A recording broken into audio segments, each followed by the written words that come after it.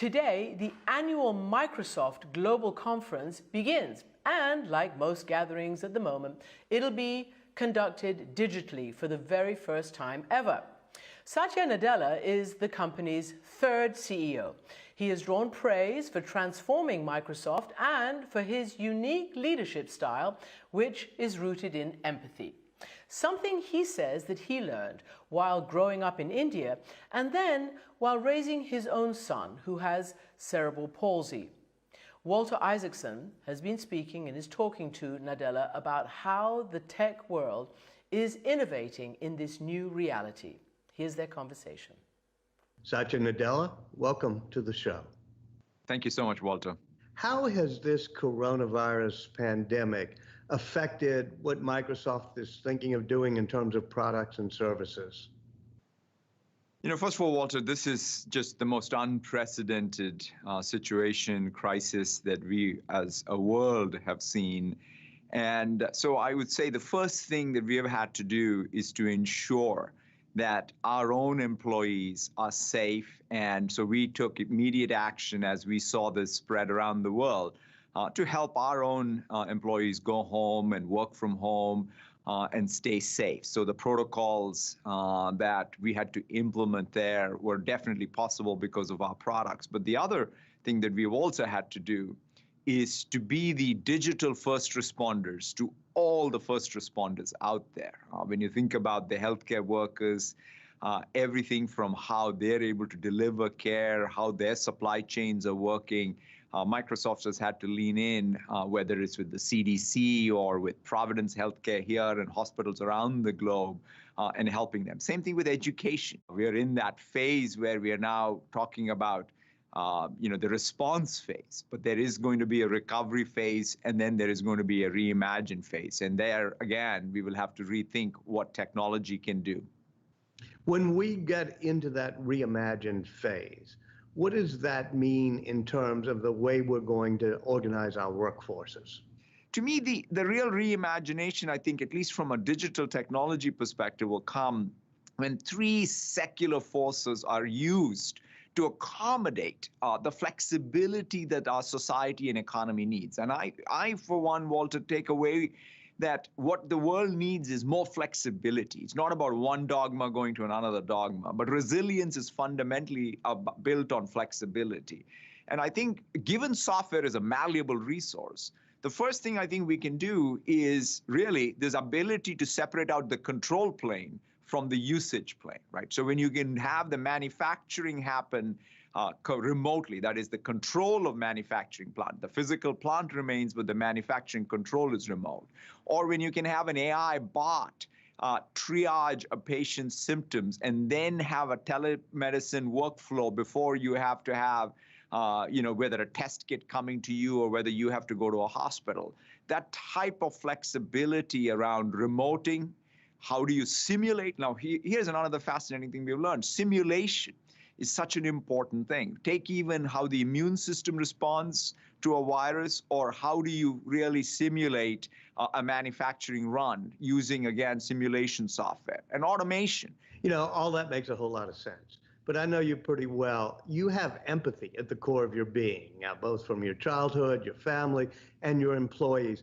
Aren't you missing something when you can't be there personally with people? No, absolutely. I mean, I'm glad you brought that up, because one of the things that while, for example, even in Microsoft, if you look at some of the statistics around, let's say, developer productivity, after all, we have a lot of software developers. One statistic we look at all the time is how is code being written? Is the code of good quality? Are people able to collaborate in sense even to produce the code in the innovation? Some of those statistics look great. But one of the fundamental things that I worry about, and I want us to study more deeply before we claim that everything is fine, even in remote work, is the point you made, which is, what about that human connection? After all, when I look back at my own self, right, whenever I used to walk into a meeting, in the hallway, I would meet 2 or 3 people, talk to them, learn from them, connect, build social capital, talking to the person next to my meeting, before the meeting, after the meeting. All that had a real impact on my outlook, how I approached work, what I learned. I feel sometimes now we're taking all that social capital we built up and are burning it a bit while we are staying productive remotely. And that's good, but is it a long-term solution? I don't know. I think this is one of those places where we need to stay a little humble.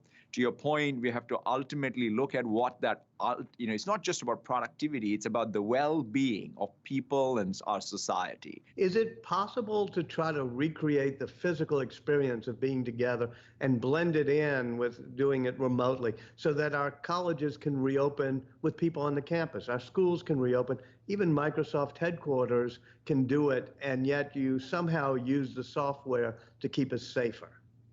Right. In fact, we're thinking through a lot in this back to work or back to workplace, because after all, people are working. And so today the question is, what does it mean to go back to your office space, and how do we do it? We're definitely at Microsoft not all going to go back to work at once, and we're not even going to be the first, because we have, I would say, the privilege of the ability to work remotely. And so before we come back, a lot of the other economy is opened up and they're coming back to work. We, in fact, are working with the United Health Group to even come up with some software to help businesses. For example, starting with self-attestation, right? Because the key priority is how do you keep people safe? And it starts with people being able to self-report their symptoms, and if they're vulnerable or they are not healthy, and or people in their home or not are vulnerable, it's best for them to work remotely. So I think what we're going to create is a very flexible hybrid way for people to come back to the workplace. That sounds good for people like you, me, people who work at Microsoft, people who can do things remotely and online. But there's so many workers that are having to go back who have to be there physically, who have to be in the meatpacking plants or make deliveries or work on the docks behind me to unload the grain, those type of things. Are you worried that this notion of going to a more digital, remote type workforce exacerbates the great divide between people who have to show up and make products versus those who can work remotely? It's a great question, observation, and a real issue, because as I've worked with many of our partners and customers, they remind me that they are sending millions of employees to work so that a lot of us who have the privilege to be able to work from home can work from home, as you rightfully said. Critical services are happening because people are working. Delivering, driving, grocery chains to hospitals are a great example of that. And to me, I think what we have to do as a society, everything to ensure that we value this. I think coming out of this, Walter, that's the other piece that I think we're all going to learn is the value we ascribe to all type of work right? Or does it have to change? When you sort of realize that 20% of your GDP had to be spent in order to recover from the impact of this pandemic, I think we're all going to probably go back to the fundamentals and ask ourselves, what could we have done to have avoided this situation? I think we would have started with, what does it mean for us to really take the work that organizations like CDC or what epidemiologists do, what does, what is basically monitoring of any pandemic-like situation look like, funding for it. So I think, to your point, we will have to sort of really think about wage support, as well as at a societal level, valuing all of the activity, not just the activity we thought was the most productive. Because I think the most productive activity we sort of ascribe value to is very dependent on a lot of other activity in our society. You have the Build conference coming up. I was wondering if there's anything emerging from that, new ideas, new ways to do software development conferences. Yeah, I mean, it's pretty exciting. First of all, I would say one of the things that if there is a silver lining in all of this, is how the current architecture of software, which is the public cloud software, some of the AI breakthroughs, and even the collaboration software like Teams have been so helpful in this business continuity and response phase. I shudder to think, even if this was 10 years ago, what level of economic activity and productivity could we as a society have even maintained?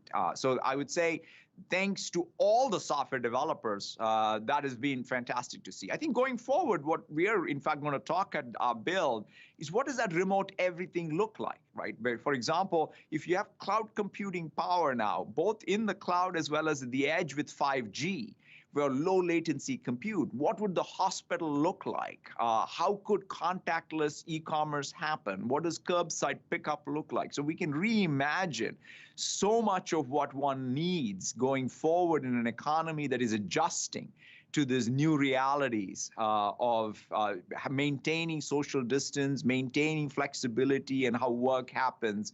I think that's a place where I think software developers have both a tremendous opportunity and a tremendous responsibility.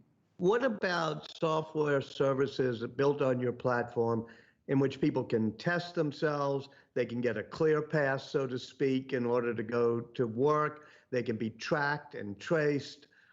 What type of things like that do you think will be coming out soon? And will people kind of freak out about the privacy? First of all, the UHG app that's going to, is being rolled out on our infrastructure provides some of that service. That's the United Healthcare Group, right? That's correct, the United Healthcare's application. And of course, they're in the healthcare business. They understand this deeply. They already use this for their own first-line workers in the healthcare sector as well as inpatients. And now they're making it available even to large employers. And the key principle they have is that it's all going to be done within the context of healthcare data and healthcare data regulation. So, for example, all of the health record information would be protected under the existing laws of healthcare privacy. And what now businesses can do is just get that self-attestation, essentially, about the status. It's just like vaccine reports we may have used in the past, when we're going to school or to other countries. That's the level of sort of, I would say, demarcation between the two data sets. One is, how can you use your health record in order for you to be able to then make sure you are safe and then you're keeping others safe? And that's the workflow that the United Healthcare Group was going to produce. As a kid growing up in India, you loved cricket. And one of the things you've said you've learned from cricket is the need for teamwork, for collaboration, for just knowing where everybody else is on the field and playing together. Are you worried that we're going to lose that in our K through 12 education, in our lower schools and middle schools, where most of what people learn, kids learn there, is how to play together and how to work together? Is there some way we can help save that as we go towards more remote education? I mean, it's I think one of the questions that needs to be sort of really answered by even people who are experts in how learning happens, right? For example, when we think about learning, there is how do you have attention? How do you have active engagement? How do you have many of these things and teamwork? These are all very important for learning to thrive. So we have to come up with mechanism. But there are some things, like take Minecraft. Even prior to this pandemic, Minecraft would become the tool where kids could come together to collaborate, learn to build together. In fact, it became a fantastic tool for young middle school girls to get introduced to STEM education because it was an open world versus the classic CS curriculum. So I think we will come up with breakthroughs like that. One of the other tools that's really seen a lot of usage growth during the pandemic is a tool called Flipgrid. I don't know if you've seen this. This is a tool. It's sort of used for submitting short video clips as homework, and people collaborate on those projects. So I think that we will come up with some tools, but ultimately, Walter, to your question, there is no substitute to that inspired student and that inspiring teacher. Because no amount of technology can be a substitute for ultimately, I think, what the educational system needs, which is students, teachers, administrators, parents, and the community coming together, using perhaps new mechanisms, new tools. But we have to prioritize that this is important. One of the key things you've emphasized as a leader is empathy. Tell me about what you learned from your son, who has cerebral palsy, and dealing with that situation. I mean, to me, I think the word empathy essentially is what is innate, I think, in all of us as humans. It's the life's experiences that teach us how to relate, connect, understand where others are coming from. In fact, from a business context, I believe that empathy is at the core of design thinking, right? When you say you want to meet unmet, unarticulated needs of customers, it comes because of a deep source of empathy. But the reality is you can't go to work and say, let me turn on the empathy button.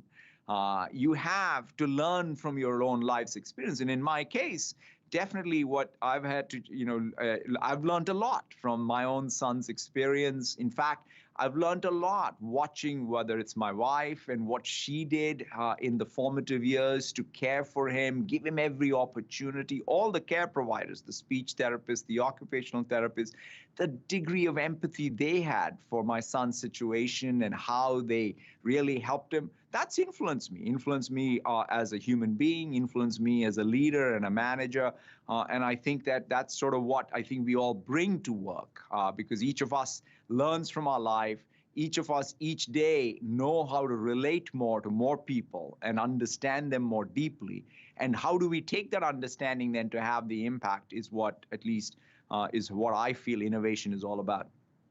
How often do you talk to the co-founder of your company, Bill Gates, who's been deeply involved in this?